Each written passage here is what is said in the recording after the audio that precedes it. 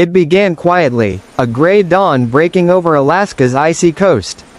The air was cold, the tide unusually high, and the people of the small coastal villages went about their morning, unaware that the ocean itself was about to turn against them. Out in the Pacific, the dying remnants of a massive storm were gathering speed again. The winds shifted, the temperature dropped, and by the evening of October 10, 2025, the waves began to rise like mountains. What was once calm water became a roaring wall of destruction. In the village of Kipanook, the sea broke through the barriers first.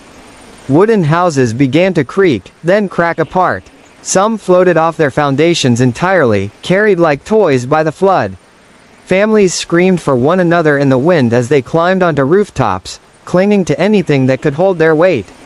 In Kwigillingok, the story was the same, water pouring through doors, sweeping through schools, swallowing streets. By nightfall, the sky was no longer visible, only wind, water, and darkness.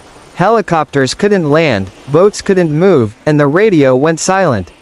People huddled in attics, praying the walls would hold.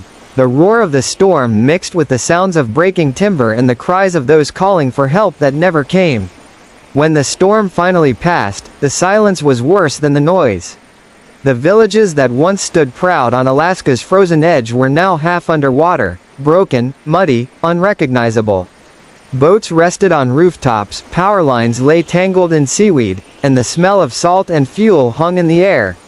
One woman was found lifeless in the flood's aftermath, others were missing. Survivors wandered through what was left of their homes, picking up photos, blankets, bits of memory from the mud. For a moment, it looked as if Alaska had drowned, swallowed whole by the sea it had lived beside for centuries. But in that devastation, the people rose again.